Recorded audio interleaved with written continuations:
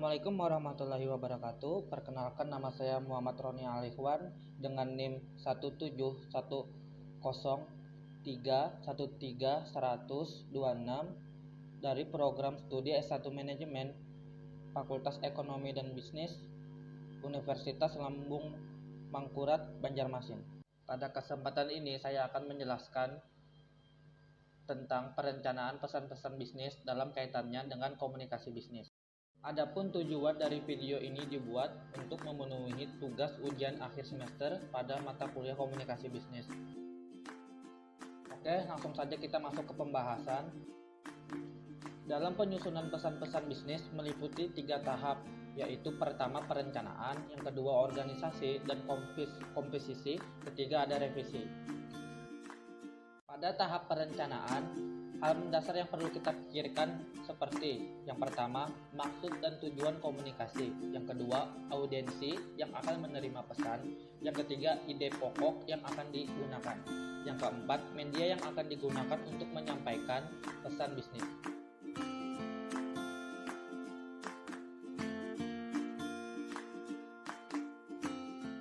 Nah, berikutnya pada tahap organisasi dan komposisi, ide-ide yang sudah dituangkan dalam suatu draft yang berkaitan dengan komitmen pemikiran Anda yang dimulai dengan merangkai kata, kalimat, dan paragraf.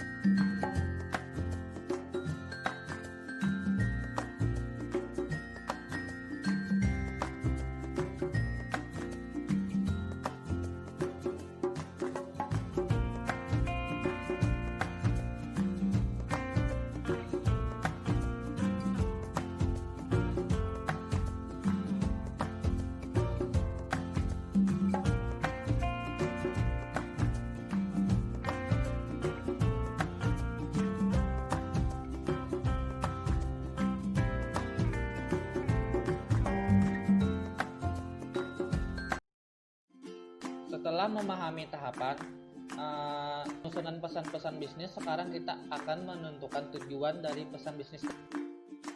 Tujuan yang jelas akan membantu mengarahkan Anda kita kehendaki dalam dua bisnis. Presentasi yang baik harus mampu yang diinginkan secara spesifik. Untuk merumuskan tujuan tersebut, tanyakan kepada dirinya sendiri, apakah audiens mampu bertahan terhadap suatu pesan atau tidak. Nah, secara umum ada 3 itu. Yang pertama memberi informasi, yang kedua melakukan persuasi, yang ketiga melakukan.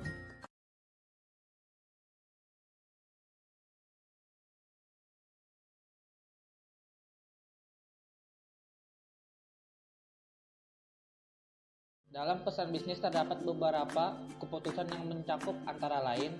Yang pertama, 1. Keputusan untuk merumuskan pesan bisnis. Yang kedua, keputusan untuk menanggapi audiens. Yang ketiga, keputusan untuk memusatkan isi pesan. Yang keempat, keputusan yang akan menetapkan media yang akan digunakan. Masuk lagi ke pada tujuan perencanaan pesan-pesan bisnis. Penentuan tujuan yang baik tentunya harus mudah diaplikasikan ke dunia nyata. Oleh karena itu, perlu menguji apakah tujuan yang telah ditetapkan sudah baik apa belum. Pengujian dapat dilakukan melalui 4 pertanyaan berikut. Yang pertama, apakah tujuan tersebut realistis? Yang kedua, apakah waktunya tepat? Yang ketiga, apakah orang yang mengirim pesan sudah tepat? Yang keempat, apakah tujuan selaras dengan tujuan organisasi atau perusahaan? Setelah mempelajari tujuan dari perencanaan pesan-pesan bisnis, sekarang kita akan mempelajari cara menganalisis audiens. Nah, dalam menganalisis audiens yang perlu kita ketahui adalah yang pertama, siapa mereka. Yang kedua, bagaimana pemahaman atau pengetahuan mereka. Yang ketiga, latar belakang usia. Yang keempat, pendidikan. Yang kelima, kelamin mereka apa. Yang keenam, bagaimana minat mereka. Yang ketujuh, apa yang mereka ketahui. Kunci komunikasi yang efektif adalah dengan menentukan kebutuhan informasi audiens. Ada 5 tahap yang diperlukan untuk memenuhi kebutuhan audiens, yaitu yang pertama ada temukan atau cara apa yang diinginkan oleh audiens. Yang kedua, antisipasi pertanyaan yang tidak diungkapkan. Yang ketiga, berikan semua informasi yang diperlukan. Yang keempat, pastikan bahwa informasi akurat. Yang kelima, tentukan ide-ide yang paling menarik kepada audiens. Cara untuk memuaskan kebutuhan motivasi audiens adalah dengan mengatur pesan sedemikian rupa sehingga informasi yang disampaikan dapat diterima audiens dengan mudah. Pendekatan yang dapat dilakukan adalah dengan memberikan argumentasi yang bersifat rasional. Menentukan ide pokok. Ide pokok adalah pernyataan tentang suatu topik yang menjelaskan isi dan tujuan dari topik tersebut. Nah, ide pokok dapat memotivasi orang untuk melakukan apa yang diinginkan dengan menggabungkan atau menyelaraskan tujuan pengiriman dengan tujuan mereka.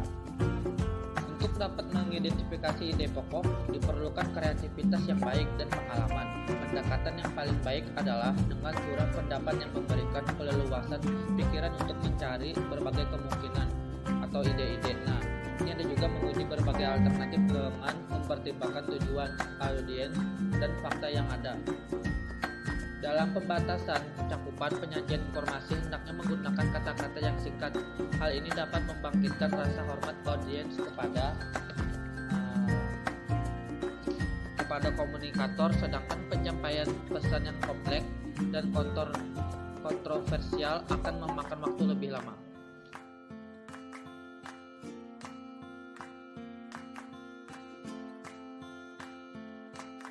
Ide-ide dalam pesan-pesan bisnis harus sesuai dengan situasi yang ada dan dapat disalurkan melalui 2 saluran, yaitu yang pertama ada saluran lisan, yang kedua ada saluran tulisan.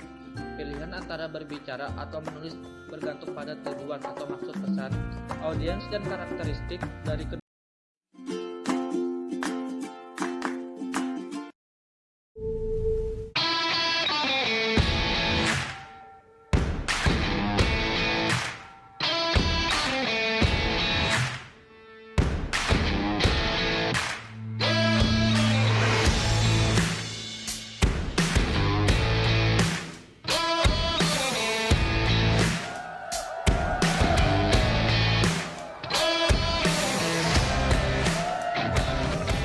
All right.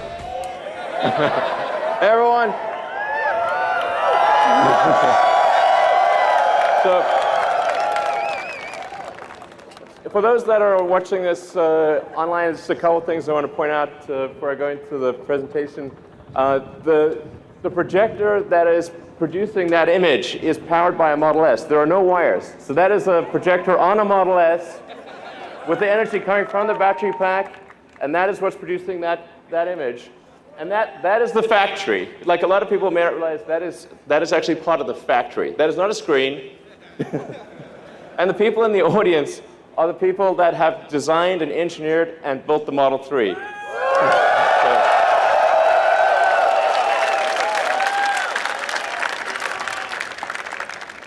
All right, so let's talk about what goes into making the Model 3. It starts off with design. So congratulations to the design team. You've done a phenomenal job. I've enjoyed working with you every week. You guys are amazing. Nice work.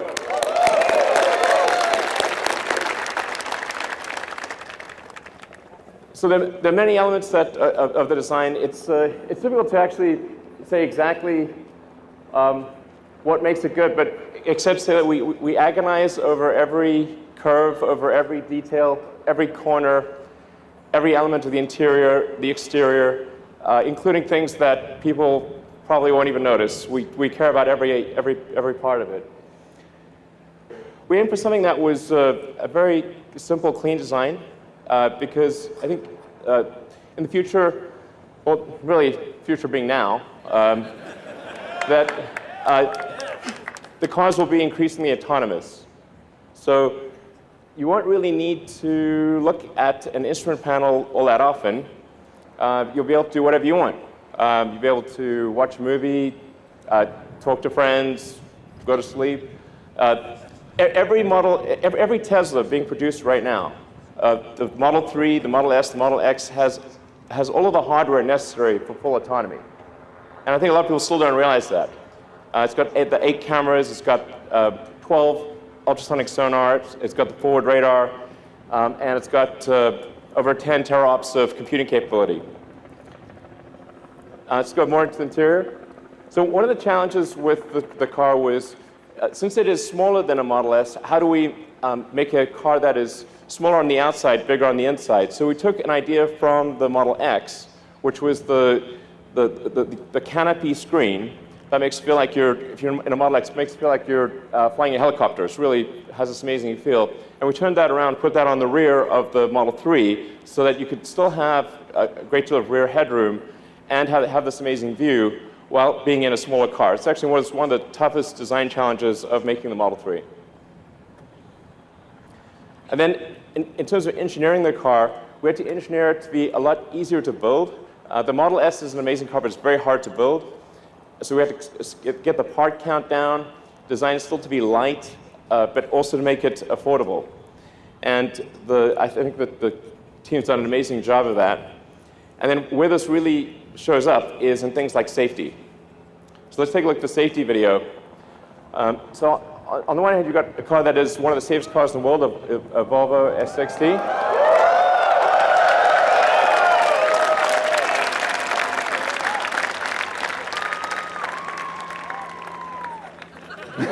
Yeah.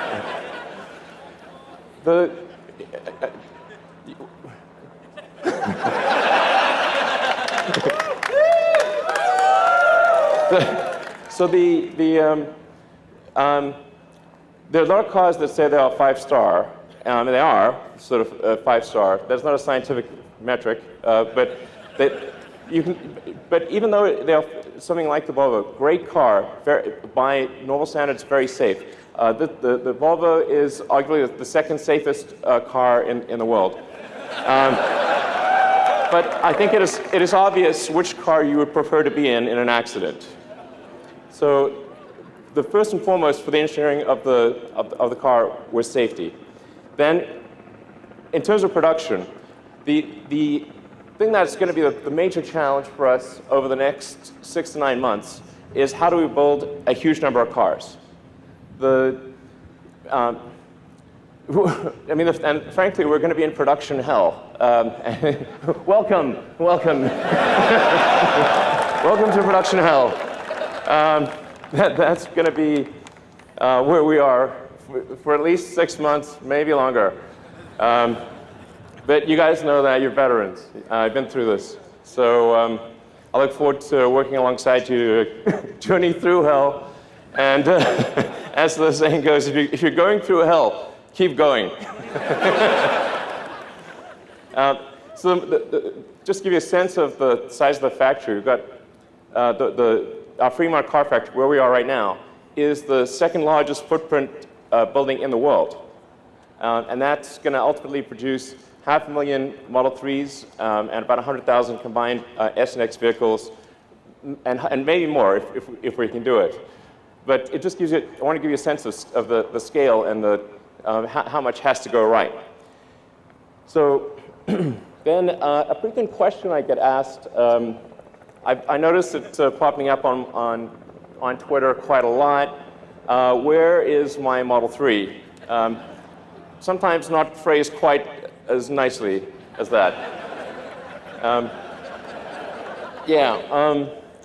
Well, we're building the cars as fast as we can. We're going to drive this ramp as hard as we possibly can. I have here a chart, so if you had trouble falling asleep, then this chart might help you. The point is to give you a sense of how manufacturing actually works. There are 10,000 unique parts in a Model 3, and these are coming from all over the world. About 2/3 come from North America, and about 1/3 from the rest of the world. But as you can see with this chart, which looks like we're being shot with ICBMs, I think that is the ICBM chart, actually. Save us, exactly. Well, we need missile command. Where's this little command button? Almost anything that goes wrong anywhere in the world, if we haven't buffered the supply chain, will interrupt the production progress. When you have 10,000 unique items in a vehicle or any object, any one of them can slow down the production process. So the production rate will move as fast as the slowest and least luckiest component in the whole mix. Then on top of that, we have the Gigafactory. So this is a stop motion. We started off with there being nothing. There was just a sort of desert, and built what is now one of the it's actually now the largest battery factory in the world. And when it's done, we'll produce more lithium-ion batteries than the rest of global production combined from one building. So, yeah. So, in fact, let's go to the Gigafactory live, see if we can connect to them. Hey guys. We have a whole bunch of people in Nevada that are helping make the battery pack, and the motor, the powertrain, and so we've got giant factory making battery packs and powertrains, giant factory making cars, and giant supply chain. And so all of those have to work together in cadence in order to get to our initial target of 5,000 cars a week, and then hopefully by the end of next year towards 10,000 cars a week. And then you're probably wondering, okay, will I be able to charge my car? Well, this is like probably the second most common question I get on Twitter, like, the supercharger is full, what is wrong with you? Why are you such a huge idiot? I'm like, sorry. Okay, we are tripling the number. By the end of next year, there will be 3 times as many superchargers as there are today. So that should really help out a lot. Essentially, you'll be able to go almost anywhere, North America, Europe, Asia, Australia, and many parts of Asia and the Gulf area by the end of next year. Eventually, you'll be able to go anywhere on Earth. Woo! Yeah. So, thank you. And actually, technically, you can go anywhere on Earth, because anywhere on Earth where there's electricity, you can charge your car. So the supercharger is just about being able to charge a car really fast. Okay, so let's talk about the specs for the Model 3. There are 2 main variants. There's the standard and the long range. The standard, well, is going to be $35,000 for a 220-mile range. It's going to be a fast car. So the acceleration will still be well under 6 seconds, 130 mile an hour top speed. And then you can also get the long range one, which will have a range of 310 miles. Yeah.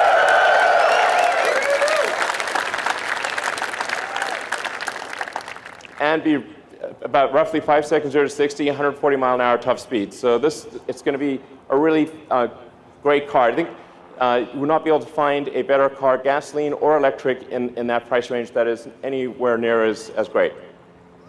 All right.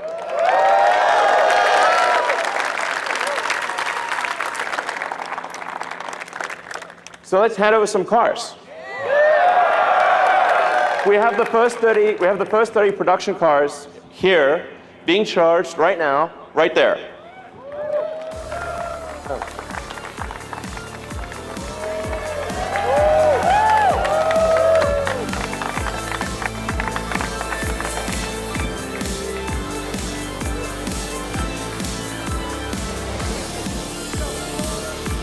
Hey guys.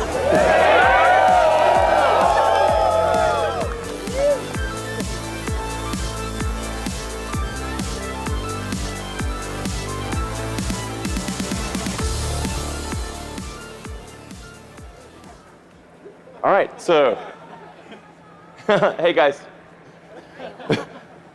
Those are actual owners getting actual production cars.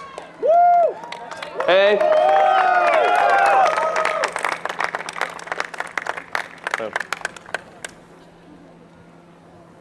So there's actually, let's see, there's actually a total of 50 production cars that we've made this month, and 20 of which will be used for engineering validation, 30 of which will be on the roads with customers. And I want to just say to those that have lined up to buy a Model 3 and that in some cases spent days outside of our stores to be first on the list. I just want you to know that really matters to us. We really care. And we're going to do everything we possibly can to get you the car as soon as possible. So we're going to work day and night to do right by the loyalty that you've shown us. Thank you for doing that.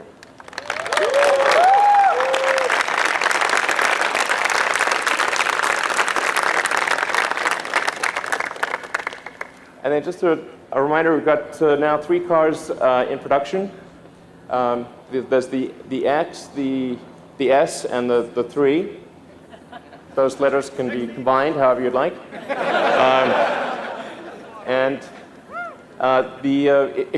To give you a sense, if you order a Model 3 now, you'll probably get it towards the end of next year. But because the S and the X are in production, if you order them now, you can get them in about 1 or 2 months. And as I'd like to thank all the customers who own a Model S and X, and those who buy a Model S and an X, because in doing so, you make the 3 possible. The money that we make with an S and X all goes into building a Model 3. So thank you for doing that. Thank you for our longtime supporters. And thank you guys for making it. Thank you. All right. Demikian dari penjelasan saya tentang perencanaan pesan-pesan bisnis. Terima kasih atas perhatiannya. Salah hilap mohon maaf. Wassalamualaikum warahmatullahi wabarakatuh.